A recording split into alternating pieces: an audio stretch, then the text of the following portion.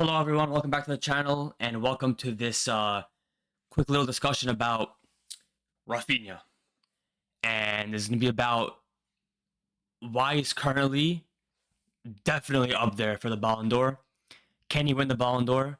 What would it take? And why this is the year that he could actually win it compared to his other seasons. Um, to start off, he's been unbelievable. I know Barcelona had a slump of form recently, especially in La Liga. They kept up their form a bit in the Champions League, but in La Liga they did drop a bit.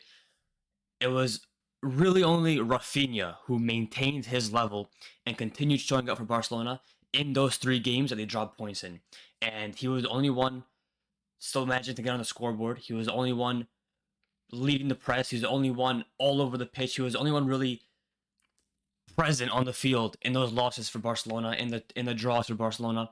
And I think his output, his sheer output, is one of the reasons why he can certainly win this trophy, the award this season. I think that the state of football currently is another reason why I can win the award. We'll talk about that a bit soon.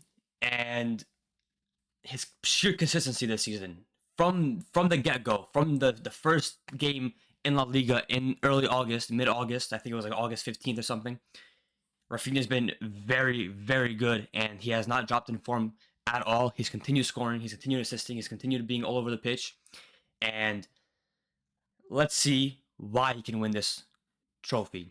So, we have here SofaScore. Let's take a look at Raphinha's output this season. And before we do that specifically,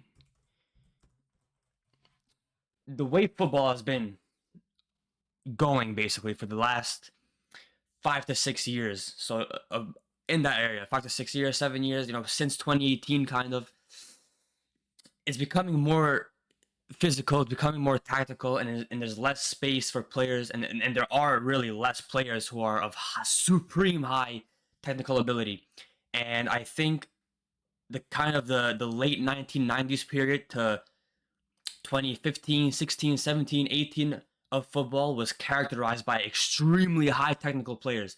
You had players that were the best in the world, not because they relied on pace and power, like you have players nowadays doing that, relying on pace and power, like Haaland, like Salah, like Mbappe. You have these players who are more physical than they are technical.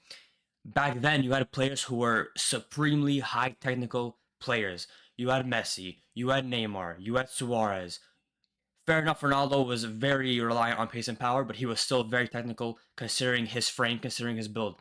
You have Iniesta, Modric, you had Henry, Bergkamp, you had a bunch of these players, Ronaldinho, R9, Zidane, a bunch of these players who are at the top of the game, who are regarded the level that they are regarded to now as these extreme, like, mythical legends because of how technical they were. And you have these players are the most legendary Ballon d'Or winners you could think of because they were so good at the sport for what it is, and not because of the physical aspect of it, because they were so good with the ball at their feet.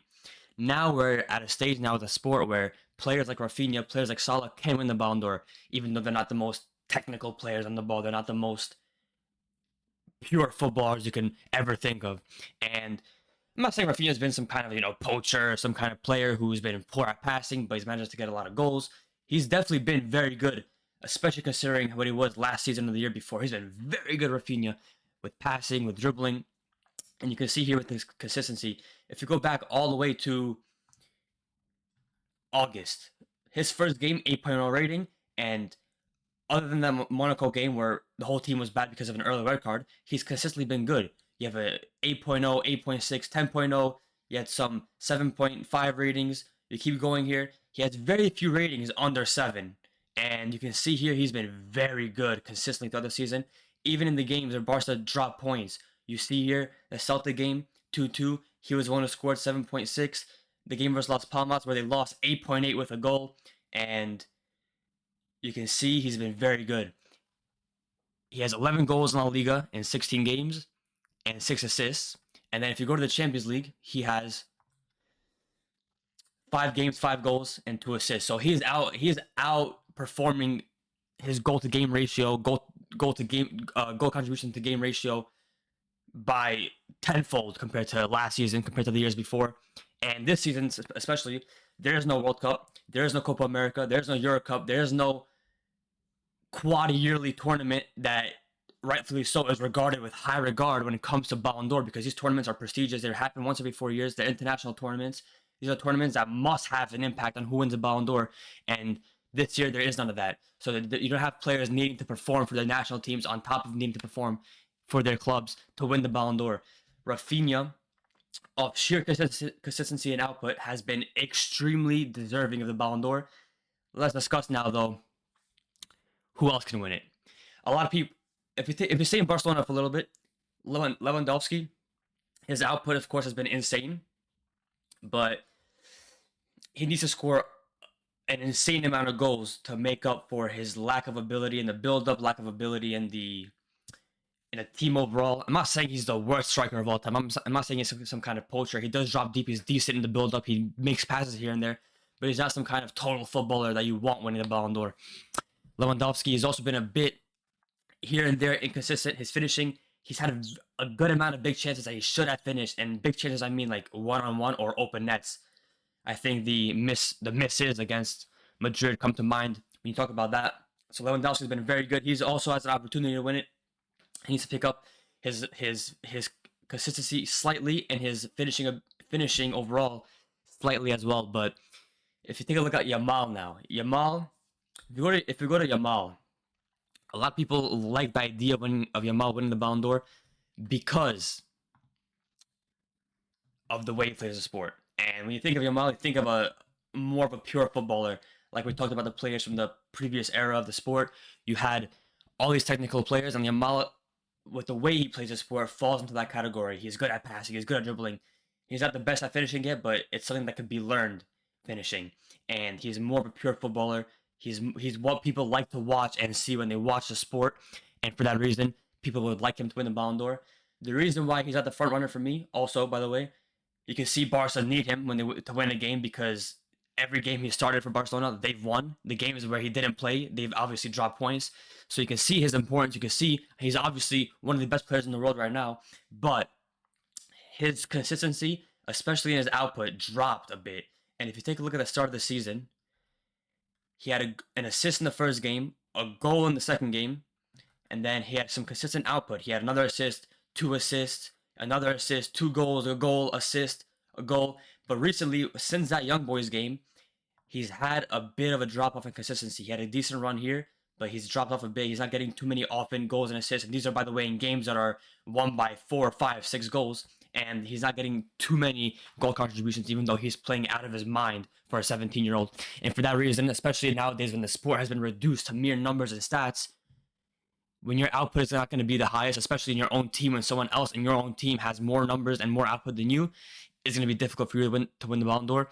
Depends on what really happens for Barca in the UCL knockout stage of the Champions League. If whoever performs best there, whoever is more important for Barca there, would have a better shot of winning the Ballon d'Or.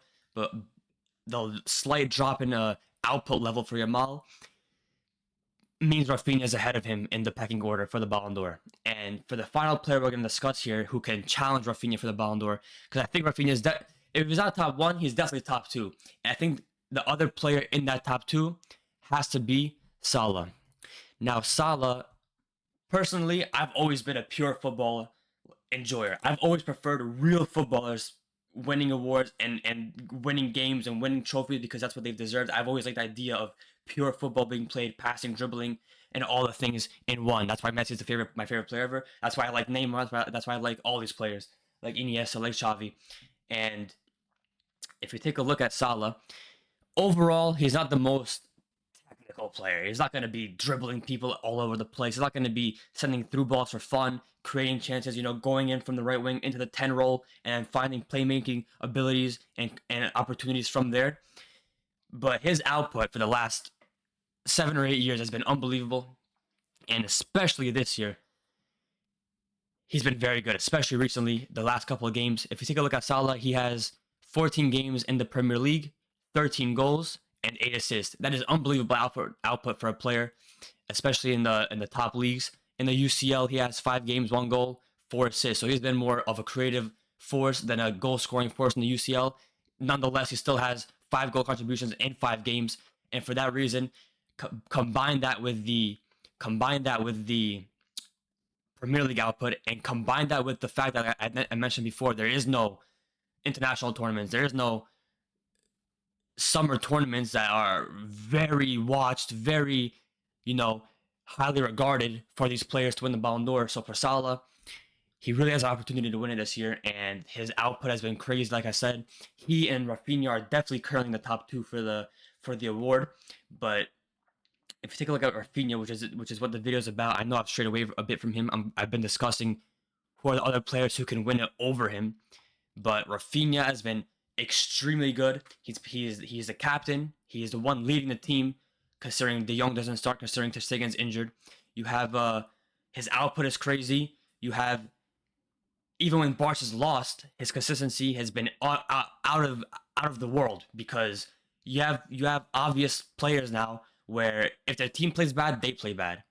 And Raphinha this season has not fallen into that category, and you can see his improvement from last season. When Barca signed Raphinha, they wanted a player from Leeds. They wanted a player who would play on the right wing and do what he did at Leeds. Get a couple of goals here, get a couple of assists there. What Hansi Flick has turned him into this season is a goal-scoring threat, a creative threat, and a pressing machine. He is constantly involved in the press. He's not only involved, he's leading the press. And when you have a player of that much importance and that much objective, visible impact on the team, he can only rightfully so be one of the top 2, top 3 front runners for the Ballon d'Or. And for that reason, Raphinha is deservedly in the front running for that. That's it for today's video. Let me know what you guys think. I definitely think there's a lot more to be seen from all the players in the world right now. It's still only December from who can win the Ballon d'Or. Since there is no international tournaments, the UCL is going to be supremely important when it comes to who wins the award. Let me know what you guys think, and I'll see you in the next video.